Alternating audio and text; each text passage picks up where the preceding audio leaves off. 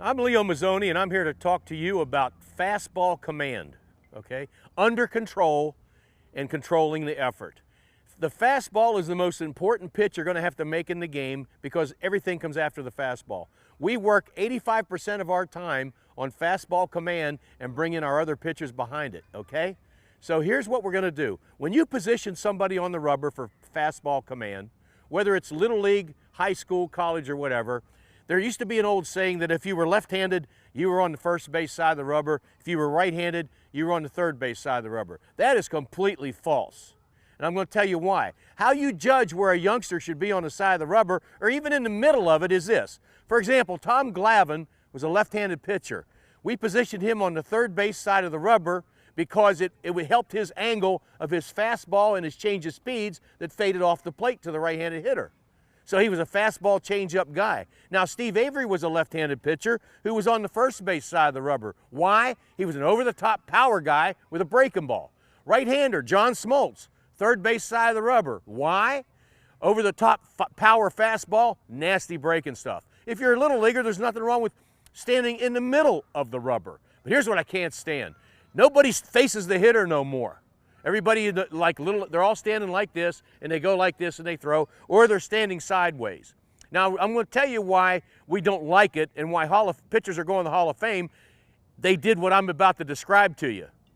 They positioned themselves on the rubber, and we're just, for the purpose of teaching, we'll talk about the middle.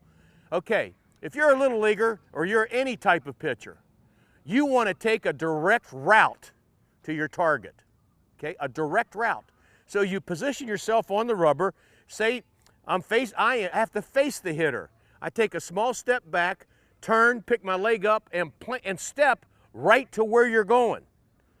That's a direct route. Now, if I'm sideways, I'm going here. 1, 2, 3. That's 3 direct route trying to bring it back to the plate. Why wouldn't you face the hitter right here, take a small step back, do your natural delivery, step to where you're going, and take a straight shot to your target? Why would you not do that? That's the simplest way to get to the strike zone. Okay, here's the other thing. If I'm standing side saddle, if you notice I'm left-handed, if I'm standing side saddle, right, and I take a step to the side, and I lift my leg and throw the ball, that's easier to see for the hitter. What if I was facing the hitter, and I do this, and I ain't doing nothing? In common sense, what's going to be harder to see? Well, if it's harder to see, it's harder to hit. Why wouldn't you face the hitter and take a direct route to your target? And that's what you teach. Now, the other thing that you teach is this. You want to get your hips involved in your mechanics. We've heard that since we were kids. Use your hips, use your hips. Well, if I'm sideways, side saddle, I go here, I lift my leg, and I go. I didn't use my hips. Now, what if I'm facing the hitter and I'm going to take my direct route to home plate? I'm going to hide the ball longer, and watch this. If I just take a small step back, lift my leg, I've automatically used my hips.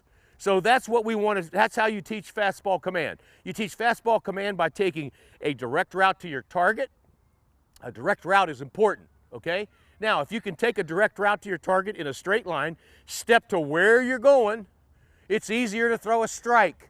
It also, if you're facing the hitter, it's easier to hide the ball longer. Also, if you're facing the hitter, you use your hips more. Also, when you use your hips more, it takes pressure off your arm. What are we getting back to?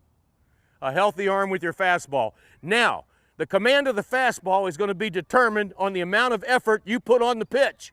If you try to blow this fastball as hard as you can, you raise the risk of hurting yourself. If you trusted a nice smooth release and a nice effort in a straight line, going to the catcher will take care of the business, then you lower the risk of arm injury. You raise control. You have much better control. You automatically smooth out your mechanics. And what's that get back to? Healthy arms. That's what we're talking about with fastball command. In the way we just described fastball command, right? And how to go about it. Remember, you go to the ballpark and you practice it more often with less exertion. And that's how you begin to get touch on the fastball and start to learn how to keep your arm healthy.